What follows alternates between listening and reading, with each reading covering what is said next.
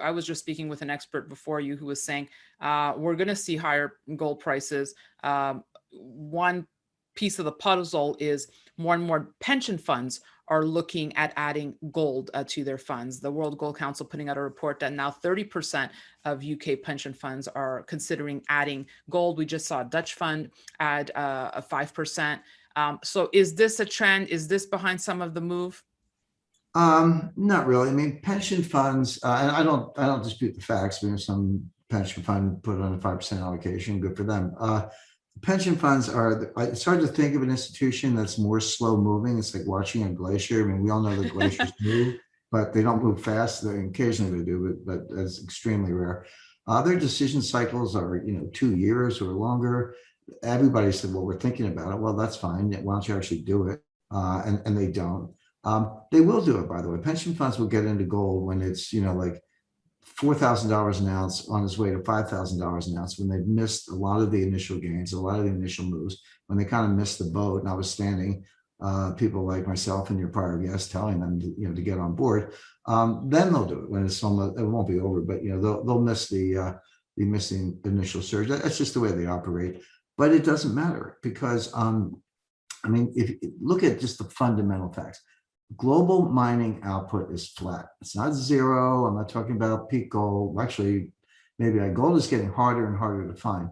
But I always, I'm somewhat critical of a lot of analysts, particularly people in Washington, but New York, but elsewhere. They don't get away from their desks. I mean, they just sit at their desks. I'm at my desk now, but that's okay. But they just stare at the screens all day, and they know what everybody else knows. Well, I travel around the world. I visited the biggest refiner in Switzerland, on site, the second biggest refiner in Australia on site. I've been 1,000 feet down in a gold mine not long ago out in Utah on site, with a helmet and headlamp and the whole thing. I talk to dealers all the time, like real physical dealers who, are working orders, et cetera. So I'm kind of out there hands-on with the industry from mining, mills, refining, dealing, et cetera. And I can tell you gold is in short supply. They can't get it. Global mining output is about flat, has been flat for 5 years. It's not declining rapidly, but it's not growing, even though the price is going up. So obviously margins are going up. Miners are making very good money. Individuals are buying it. I mentioned miners, refiners, dealers, etc. I've also met with the head of logistics for one of the world's largest private vault operators. And they say the gold's coming from the banks to the private vaults, that they just see it every day. They're adding capacity as fast as they can.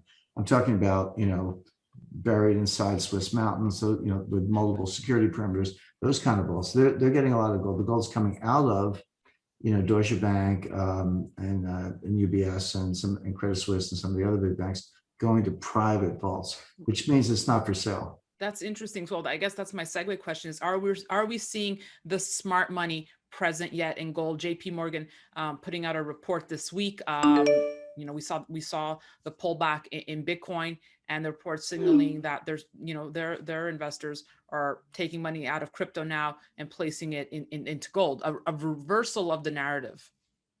Yeah, it is a reversal of the narrative. I don't necessarily think of JP Morgan Research as the smart money. I'm not disparaging them at all. They're smart people who work there. I was once taken aside by it was tapped and asked to give a private consultation to the head of global commodities trading for Goldman Sachs. It was at some meeting in Hong Kong. We sat and had a great conversation for about an hour and a half. And he wanted to kind of pick my brain on China a little bit. So at the end of it, I said, I got a question for you. Your research department just came out with a report that said gold was going to $1,000 an ounce. And he looked at me and goes, well, no one listens to them. I mean, this was the head of, it was Goldman's research department. The head of trading for Goldman said, we don't listen to our own research department. I said, okay, that explains it. But if you look at, talk to real dealers, real refiners, where are you shipping the gold? How difficult is it to get it, et cetera? Supplies are extremely tight. I put in orders that can't get filled. Good dealers, they call back and say, well, Jim, I can't get it right away. Let me work on it. The US Mint stopped taking orders. I mean, there is an excess of supply, demand over supply, which means the price goes up. It's that simple. Jim, like I said, your latest book, The New Great Depression, a national bestseller. If I look at the headlines now, fresh off the press here, jobless claims dropped more than expected for a new pandemic low. Are we on the road to economic recovery post-pandemic here?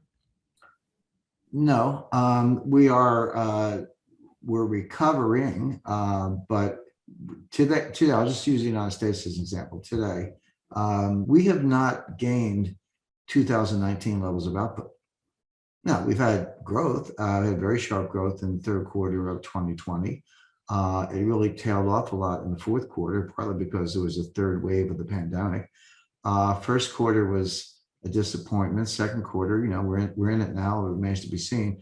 I'm not saying there's no growth, but I'm saying we're still not back to 2019. So where's the boom? Where's the V?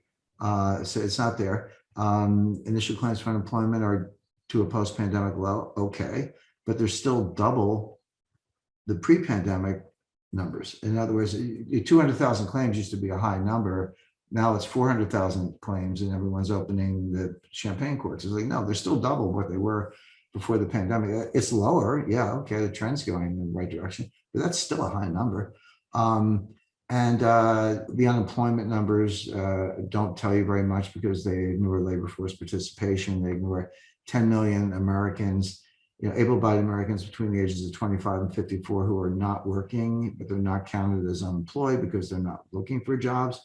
I make the point, if you're a bartender, why look for a job if all the bars are closed? Some of these things are improving. I'm not saying there's no growth. I'm just saying this is nowhere near what you would expect given the severity of the crash in 2020. And finally, Jim, let's just wrap with the Fed. What is the central bank to do here? How backed into the corner are they? I can't think of an institution that's less relevant, more impotent than the Federal Reserve. They have no role to play. So I'm serious. They have no role to play. Interest rates will be zero, until further notice, maybe 2 years, 3 years or longer. They're buying assets, they're expanding the balance sheet. It has no impact because they buy assets from the banks with money that comes out of thin air, and then the banks take the money and give it back to the Fed as excess reserves. What does that do for the economy? It doesn't get lent, it doesn't get spent. There's no velocity associated with it. There is no there's no monetary stimulus. So the Fed, now they put on a good pretense. I mean, Jay Powell's a smart guy, he's a lawyer, puts on a good show. As my favorite is Mario Draghi. I mean, nobody puts on a better show than Mario Draghi. There's only one central banker in the world who actually knows what she's doing. That's Elvira Nabiullina, who's the head of the Central Bank of Russia. She knows what she's doing, and she's taken gold as a percentage of total reserves. Up to 20% of Russia's reserves are now in physical bullion, thanks to her. So she knows what she's doing, but the rest of the people, well, Janet Yellen never knew what she was doing, still doesn't. Powell's a little smarter, but they can't do anything. They can't cut rates. They're not going negative, and they can buy all the assets they want, but no one's using the money. So what good is that? You're not painting a really good picture here, Jim, but well, I wear bright colors for the occasion, but seriously, Danielle, I always say, people go, you sound like a pessimist, doom and gloom, which I kind of reject that label, but I'm not an optimist. In real life, I'm an optimist, but when it comes to economic analysis, I'm not an optimist or a pessimist. I'm a realist and an analyst. So stick to the facts, stick to good analytical methods, throw away the garbage models, invent good ones, and go from there.